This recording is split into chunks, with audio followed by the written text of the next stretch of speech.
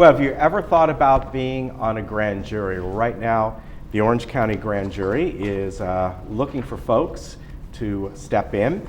And if you're interested, you only got a couple days, really to about Friday, to apply for this. We have a couple guests on, one who has been here before, Peter Hirsch. He's the foreperson of the Orange County Grand Jury. And I'd also like to welcome Sabrina Lowe Dumond. She is the secretary of the OC Grand Jury. Welcome to both of you. Thank you. And Peter, last time you were on, we were kind of talking about an overview of what a grand jury does and why is it important. So if you could kind of go over that again.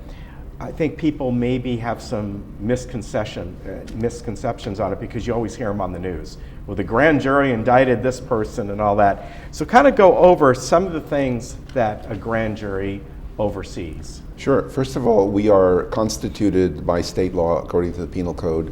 There are 19 members of the grand jury in Orange County, and every county in the state also has a grand jury.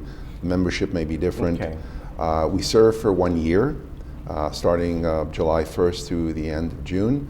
And our primary function, as you mentioned, is civil and criminal. Mm-hmm. The civil side takes up most of our work. I'd say that could be anywhere from 70 to 90% of our work. Okay. And what that involves is looking at what is going on with local government, what issues are there in local government. Mm-hmm. We represent the public. We're not elected officials. We are selected by the courts to represent the public, to look at what may be issues in local government. And where we find out about that is maybe from the press, from the general media, from what we know ourselves, what we've researched, complaint letters that we receive.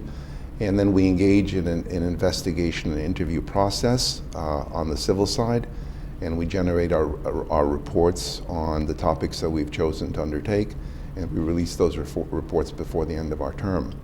Second part of our work is the criminal side, and we have less control over this because that's driven by the DA's needs, district attorney's needs.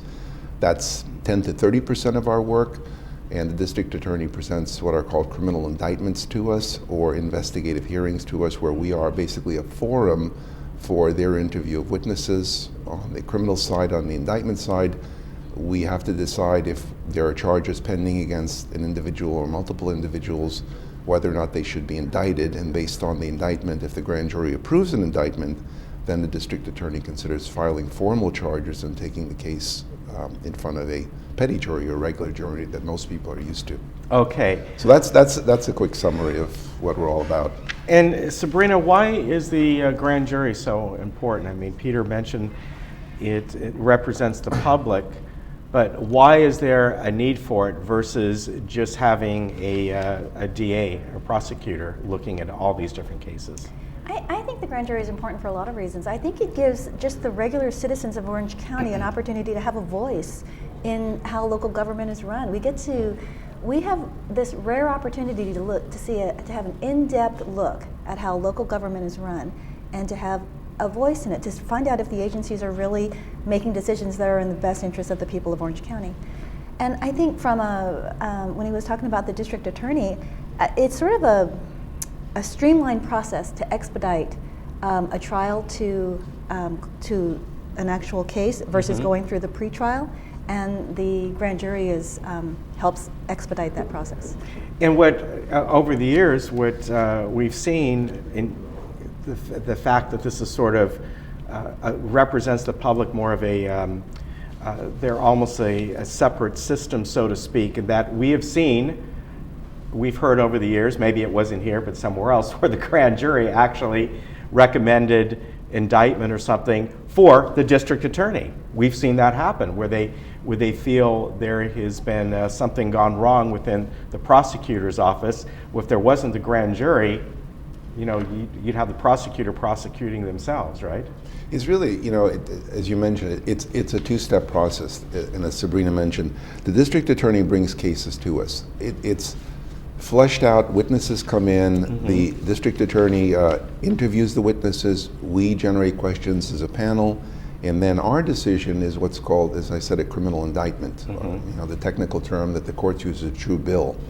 What we then decide is whether or not the defendant or multiple defendants that are charged, is there probable cause that they committed the crime? That's the end of the first step in the process. Then the district attorney then goes ahead and considers filing formal charges. That's when the case goes to court. And this is what the public sees. This is what's portrayed on television. District attorney indicted. Well, what that means is we don't find guilt. We find that there's probable cause that a crime may have been committed by the defendant or defendants, and the district attorney then goes ahead and files. That ends our role, and then a petty jury comes in, and that jury of 12 in a criminal matter, felony, sees that case through with the judge and with the district attorney prosecuting, and either a public defender or private counsel. Okay, and Sabrina, being that you're the secretary, you are different in that you're not just doing a 1-year commitment like Peter is doing. You work for the OC courts, is that correct? No, that's actually not correct. Okay. I'm actually just a regular member of the 2016 Oh, you are? 2015 Okay. grand jury. But I agreed to be the panel secretary, which is really sort of the keeper of the records. I document all of our discussions and decisions, and I have the official sort of record of all of our discussions. Okay, I thought maybe you worked permanently for the court system No. and oversaw each time they came in each year's. The secretary is a broader term. It's not a secretary per se. It's basically an administrative person and helping the four-person pro tem manage the grand jury and our work. Okay. So it's a much broader role. It's not. We have an administrative coordinator. She's not our secretary. Okay. We do all our work anyway. We generate all our own reports and do our work. But she's the one. The administrative coordinator is the one full-time person that works for the court that helps us do our work. Okay. How do you become the foreperson? Well, Is that at the very start someone elects? No, it's the way it works is the panel. I'll short circuit the selection process. 30 names are selected to put into a hopper, and then out of the 30 names, finalists who are deemed qualified, who have been interviewed by the judges, out of those 30 names, 19 are drawn, and the 19 members constitute the sitting grand jury.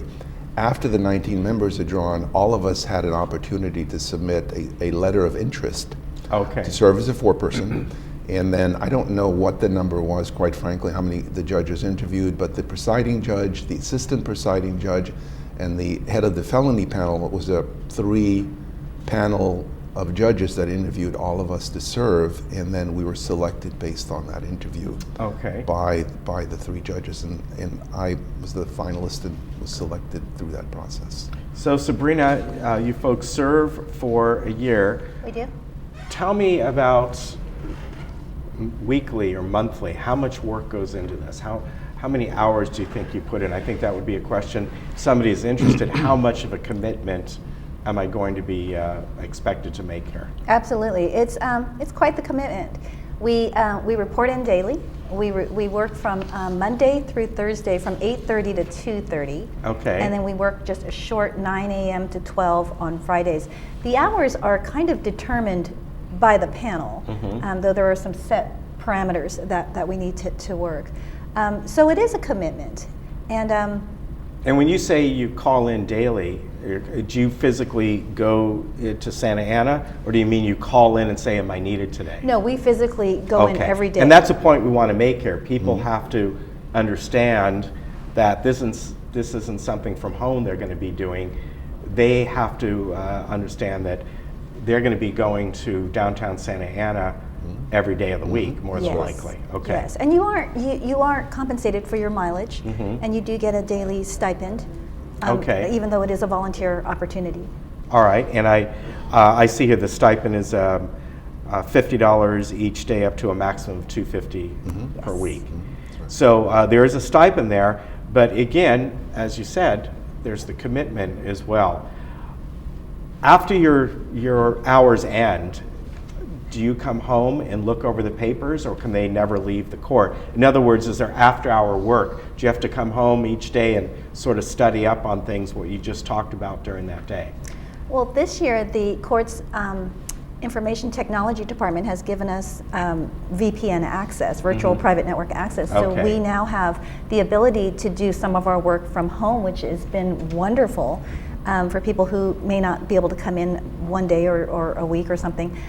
So we have we have access to everything we would have in the panel room from our homes now, which is Okay. wonderful. And Peter, what about holidays and things like that? Do you folks get, do you have to work through, let's say, the weeks around the holidays or the Thanksgiving week, or is it like other offices that may have certain time off? Because I'm sure, again, that's going to be asked, or people are going to consider that as well. They might think to themselves, well, we have a cruise we're going on in summer that's already picked out, or something like that. Well, our panel is 19 Type A professional, strong Okay.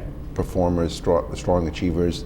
Yes, we have 13 holidays that are county holidays where the court is closed, but as Sabrina mentioned, we have the ability to work on our system from home. So by and large, most of this panel does quite a bit of work, the creative work outside of the 8:30 to 2:30 or the Friday 9 to 12 hours, because those hours are generally taken up by what I call plenary sessions, where the panel discusses issues that are germane to the panel as a whole, committee meetings, and strategizing and interviews, particularly interviews. So much of the work ends up being done at home, and there's quite a bit that also gets done once the interviews are done and we're working on our reports. We do those in the panel room. But we have 13 holidays where the court is closed. Okay. So on those days, we have the option of coming in. We have 24/7 access. We have the option of coming and working from home. And then typically we take off what's called the winter holiday break. At the end of December, we take a week off. And then some panels have taken an additional week sometime in the fall or the spring on the vote of the panel. But typically it's the 13 county holidays we take off, and then take off the holiday week at the end of December. But the work, it really has to be treated professionally, because the work has to be done. Exactly. The holidays are there, but we still have work to do, and we have our direction and our charge that we have to complete our work by June. Okay. So just because of the work involved, is most of the grand jury folks that are retirement age, or people who don't work full time? We actually have a wide age range.